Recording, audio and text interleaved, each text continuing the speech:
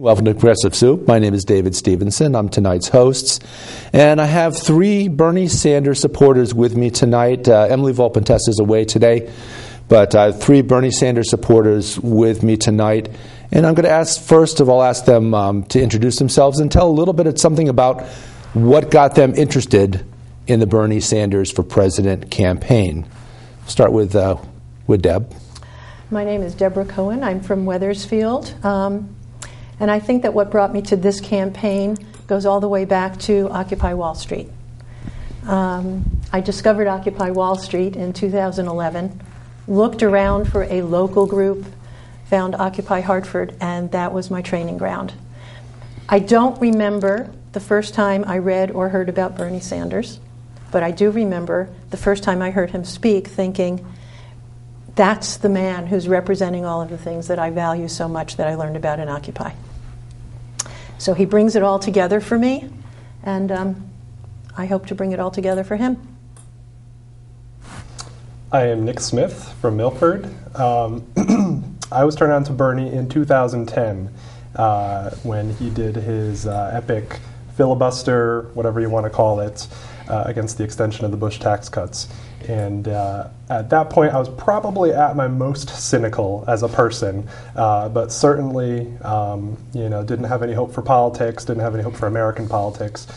And when I found out that there's this guy out there who's saying all the things that I agree with at length, I was almost immediately felt some sense of hope, and I thought, oh, maybe something's going to happen. Yes. And nothing did happen. But something's happening now. But yeah, and at the time, never did I think that Bernie Sanders would ever run for president. When he did announce, it kind of took me like a week for it to really hit me.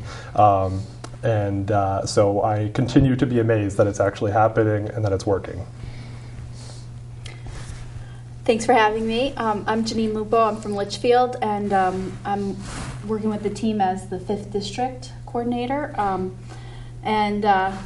Similar to Nick, I first got Bernie on my radar in 2010 when he filibustered against the Bush-era tax extension. They should have been ended then and there, but they were not. And I just had so much respect for him standing on that floor against everyone else who was just going to let this go by the wayside, putting his foot down and saying, this should have never happened and it shouldn't continue to happen, and I'm going to stand here and speak for hours and hours and hours. And I was so glad that kind of Twitter existed, because they gave him so much attention, and I think his name really got out back in 2010. And similarly, when he announced in May, I was, going to go along with being ready for Hillary, and I was very, very disappointed when the information came out about the Clinton Foundation and how little money they dispersed to the people that they collected it for. I had been a big supporter of Ralph Nader. I voted for him in 2000, 2004, 2008, so I was always an independent, and I was a big fan of Bernie as an independent after that 2010 filibuster, and when he announced, I wished I was in Burlington to be there for it. So, very exciting time. I can tell you firsthand, it was a great place to be the day that he announced. Oh, that's right, you were there, Deborah, and it was a beautiful day. It was a perfect day all the way around. And I'm the old guy here. I've been following Bernie Sanders for almost 40 years, and Bernie's positions on issues are concrete. They're the same. They've been for these 40 some odd years, and he's a good guy, and that's why I'm a little surprised how well he's done. But I guess I shouldn't be, because I think he strikes a lot of very clear nerves with people who have seen a lot of problems come up in America over the decades and not be addressed. And here we are. We have a guy that's running for president that's addressing them. Okay, Nick, what do you think about Bernie's work so far? I'm amazed. To me, Bernie has some sort of supernatural ability to the ability to be as authentic as he has been his entire life, to continue fighting for the things he's fighting for in the face of just nobody caring. I am really trying to wrap my head around that because it's very easy for the average person to just get discouraged at the drop of a hat. I think that thus far his campaign has been run fairly brilliantly. I do think that he was caught unaware at the how successful he has been from the jump, but as you said, it's really not that surprising. It's amazing that arenas full of young people are gathering and cheering for this old, boring man. And he is. Really is. Admittedly, he's dry. But a vibrant, older gentleman. Sure. Yeah. Sure. Dry yet vibrant. Yeah. But vibrant. That Georgetown speech. The first 2 times I watched it. Literally, standing up, pacing back and forth, ready to go run 5 miles because I'm so pumped up. I have been waiting for that speech, for him to really just lay it all out there.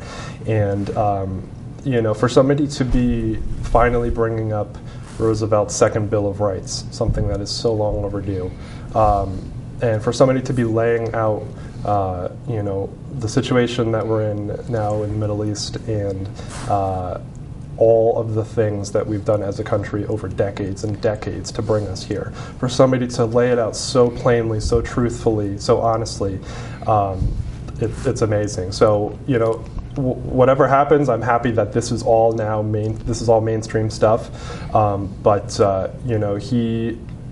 It's very difficult to really determine where he is at because of polls. The gold standard of polls is still landlines, and when I think about who I know who still has a landline, let alone answers it, let alone would do a survey, I wonder how much value these polls have. But the internet, he is he is killing the game with social media, and I think all of that stuff is kind of it's difficult to really determine what it's actually going to mean when it comes time to vote. I feel good, but it's I'm fully invested in this, and I will be devastated if he loses. So I'm doing every single thing I possibly can to help him win. Well, the proof will be when, as you say, the proof will come forth when they have the caucuses in Iowa. And I looked back at a little clip that showed that back in 2007, about this time in 2007, Hillary Clinton was ahead of the man that became president, Barack Obama, by leaps and bounds, by pretty much the same percentages that Hillary Clinton leads Bernie Sanders by now. Yeah. And we know what happened then. Right. By a lot of metrics, he's doing better than Obama. I mean, he got to 1 million donations like over a month faster. And a fun thing to do is go to Google and set the search period for November 1st, 2007, November 30th, 2007, and just search Obama and see what type of articles people were writing. He still didn't have Democrats endorsing him. He still didn't have all the things that Bernie doesn't have right now. But what he did have was incredible enthusiasm and excitement. And those people that are excited by him aren't disappearing. They're not suddenly going to become Hillary supporters tomorrow. And those people that donate, they're going to continue to donate over and over again. In small amounts, yeah. Yep. Yeah. I think also when you think about how, like Obama, Bernie is energizing whole new groups of people who were either completely disenfranchised or never engaged in the process whatsoever. I think that that's a big marker. Yeah, and let's be clear, of the three of us, have any of us participated in a political campaign before? I've never volunteered to Yeah. actually do the work other than to make sure I got myself out there to vote. Right. I describe myself as a child of the 60s who is now in my 60s, and this is the first time I have ever actively campaigned. This is the first time I've ever put a bumper sticker for a political candidate on my car. I'm so energized. I am so ready to get to work. But going back to your question just a moment ago about what about his work gets us excited, it's the consistency for me of his work. Not having known anything about him until just a relatively short while ago, I get so much pleasure going back to old clips of Bernie Sanders, going back decades in some instances, and listening to him say then the same things that he's saying now, and thinking, this is a man who stands by his principles, he knows what he believes, and he's not going to give it up. So it's that consistency, that integrity that gets me. And that's what I think what voters have long searched for, is someone with integrity, right. Someone that speaks clearly and yet doesn't rant. Yes. That's an important point. He's occasionally might lecture a little bit, but he does not rant. He reaches out and is. It's like everybody's grandfather, in the sense that everybody's wise grandfather. All of us are lucky enough to have had wise grandfathers, but the perfect grandfather that we all wish we had if we didn't, that's our presidential candidate. To kind of piggyback on what Deb was saying, it's not just his integrity and consistency over 3-4 decades worth of work, but also his dedication to issues that aren't glamorous, that aren't of the moment. Sticking to, being dedicated to the working poor, the middle class, fighting wealth inequality. Right. No one else, other than Bernie Sanders in the Senate, has dedicated a career to that issue. Something that isn't going to benefit him, but he knows in the end it's going to benefit his children and his grandchildren. He's a selfless, farsightedness. Civil servant. Yes, farsightedness, and he's seen the entire scenario play out, where the American economy and what's in it for working people that that go to work and have seen their incomes gradually diminished over the decades, and their rights as workers. Yes, yep. Starting with our old buddy Ronald Reagan with Patco, when he fired a whole group of the employees, and ended a union essentially. Yeah, and to me, just the empathy that he exudes. Mm-hmm. The story that came out after the first Democratic debate, where it turned out that Sandra Bland's mother was at a restaurant in D.C., mm-hmm. and somebody in her party said, "Oh, look, that's Bernie Sanders over there, and do you want to meet him?" And they called him over. They met, they had a nice little exchange, and they said, "Oh, can we take your photo?" They took a photo. And then 5 days later, he's on stage at the Democratic debate and gets asked, do Black Lives Matter? Any other candidate would have said, well, Black lives do matter, and in fact, 5 days ago, I met Sandra Bland's mother, blah, blah, blah. He didn't say a word. He didn't exploit the moment. He did not exploit the moment. It's just that rare humanness, that absolute empathy, that, humanist care for fellow man. That's why he's been standing up for gay rights for as long as he has. That's why he's been fighting for civil rights for as long as he has. I mean, he is the real deal, and that's kind of what it takes to. You're seeing a lot of young, 20s, older 20-something people like me who are just cynical. They were kind of let down by the hope of Obama. They felt like Obama was going to cut through a lot of things that he didn't, mm-hmm. and they were really disheartened by that experience. And it really takes somebody that authentic to get someone like me motivated, to make me believe that they're worth spending all my free time fighting for. Yeah, and it's that little bit of time given, whether it be a few hours a week or 10 or 15 hours a week, time that we're spending in the campaign helping out.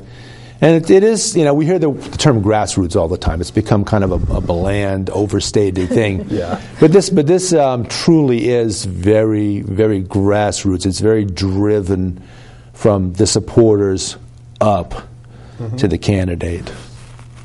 And that's why we have such an important job to get the word out as vastly as we can. We have no money to do this job. Not at all. We don't pay for have everything media ourselves. to do the job for us, so I think that's one of the reasons why we are working as hard as we can to get the word out to people. You know, we also need to get the word out to everybody that if you are going to support Bernie in the primary, you'd better be registered as a Democrat. That's true, and it's fairly soon, I believe, in Connecticut that you have to be. Each state has its own rules as far as... January Yeah, 26th. January 26th. Thank you. Right. Yep. If you've never registered before, you can register as Dem up through April 25th. But if you're an independent, if you're a Republican, if you're a working party, Working Families Right. Party, Families yep. Party, Any Green other party. Party, you've got to re-register by January 26th in order to vote in the primary. So what I would urge everybody to do who does need to register or register for a different party is to do it now. And you can do it online. Don't forget. Voterregistration.ct.gov takes 2 minutes. And also for other states, voteforbernie.org. But just that barrier to entry, it's you have to say it constantly every day because so many people don't even realize that. And it's a barrier to entry. And but the good news is that so few people do vote in the primaries, you don't even need to get that many to vote to really make a huge difference. But yeah, what's great about this, what we've all been doing is that it's all coming together. That so many people who have never done this before, it's all kind of happening relatively naturally. And I think the reason that we're ready for this now is because of the maturity of the internet. Even in 2012, just from 2012 to now, the internet has changed so much, social media has changed so much, and you've seen it throughout the world, how much it's changed things. It's literally sparked revolutions. Especially the simple hashtag, when you can reach one another across states, across countries, just by the use of a simple hashtag. Yeah, absolutely. And then the amount of coverage that Bernie gets on social media, it's crazy, and that's how a lot of people get their news.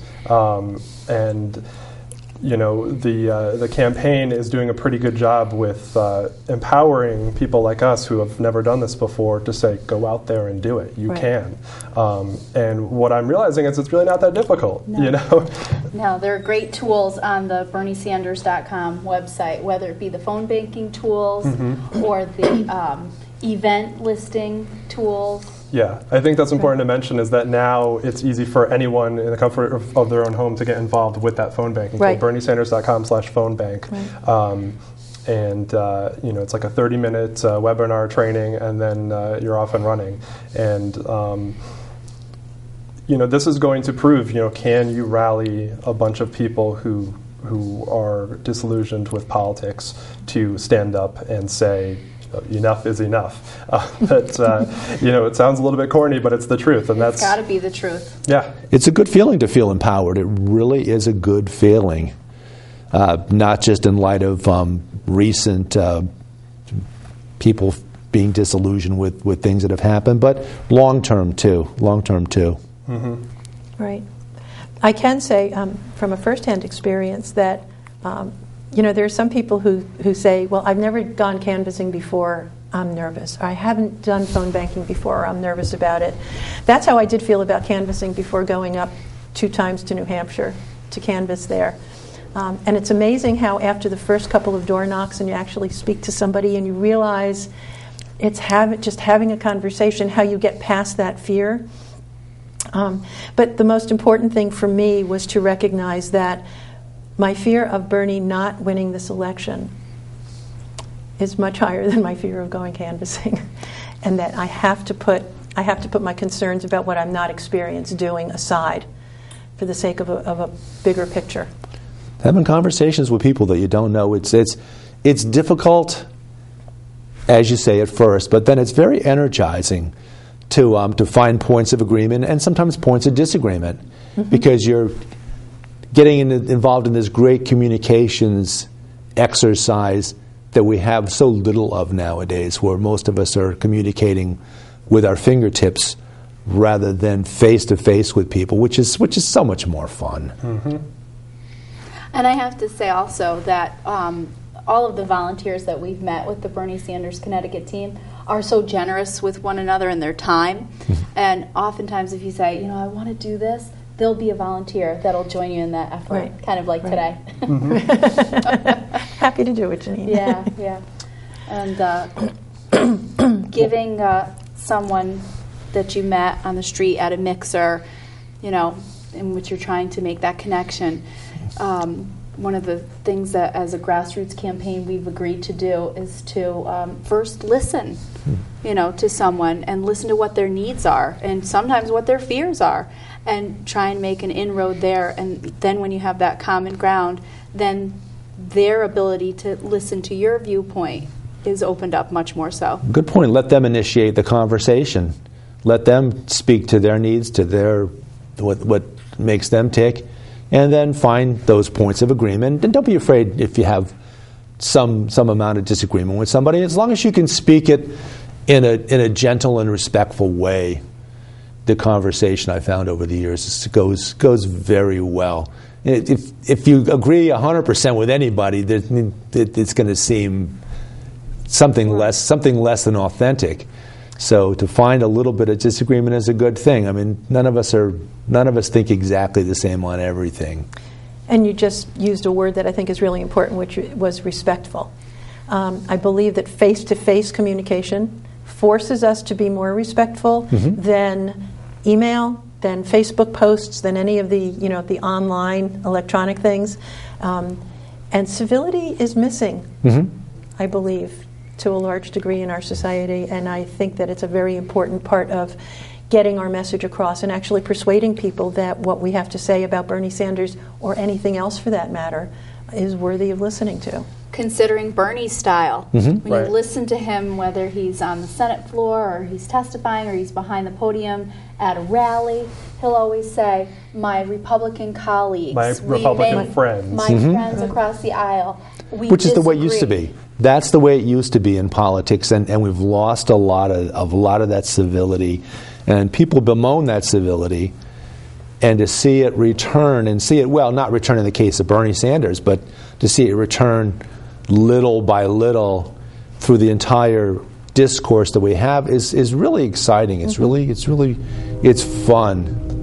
And I think that's how you're going to cut through the cynicism that exists in this country. It's the idea that the other side are idiots. Both sides thinks that about the other. Right. They both think that very strongly. So you don't get anywhere with that mindset. When you actually have conversations with people, you find that you do have common ground. Maybe you very, very strongly disagree on a few major issues, but everyone knows someone that is struggling with student loans. Everyone knows somebody that's struggling with health care. Everyone knows someone that is having a hard time finding a job or finding a well-paying job. These are things that we all share, and it's easy to take cues from Bernie because he is earnestly attempting to celebrate the common ground that we all share. I was the thing that really made me realize that this was going to work was when both of my parents, lifelong registered Republicans, both separately over the course of a couple weeks, asked me how they can become registered Democrats so that they can vote for Bernie. That was like a landmark moment for me. And I never would have guessed that it would have happened. I never would have thought that they would both be on their own going out to the Springfield rally. For them, they've never been into politics before, never gone to a political event. He is just that rare of a candidate that is going to inspire that from people.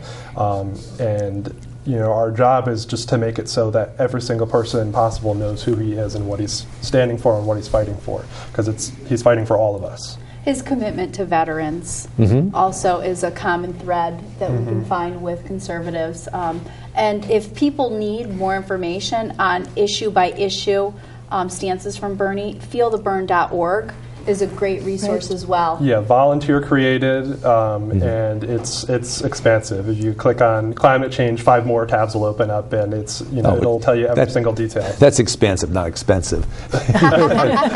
Okay, yeah. It gives you a lot of meaty information on a lot of subjects, and it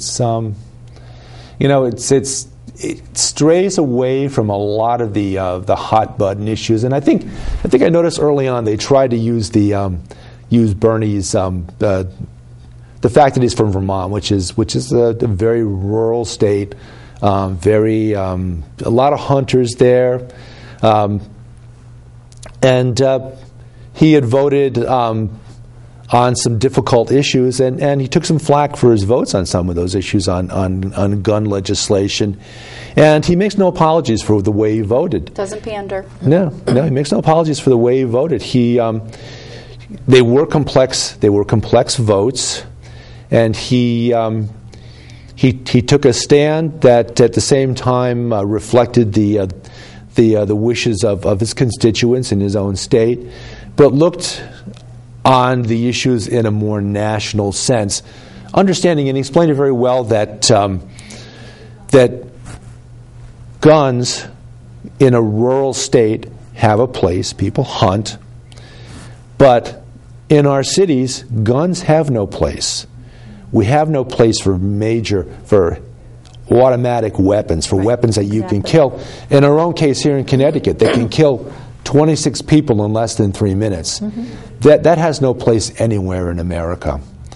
But at the same time, understanding that hunting is part of who a lot of people are, and you don't need an Uzi to hunt deer. No. And for me, that's an indication that he is a person who is capable of looking at both sides of an issue and taking both sides seriously, rather than saying, I'm going to take this position now, and there's nothing else to think about. Right. We have to remember also that his commitment to, on day one, work to overturn Citizens United without getting money out of politics, it doesn't matter what his integrity is, what his authenticity is. If he's got to work against politicians who are bought and paid for because of their campaign contributors, you're just going to be spinning your wheels. We're going to come back and do another half hour because we're having so much fun. But we're going to just continue discussing the issues as we wrap up this half hour. So continue on. Perfect.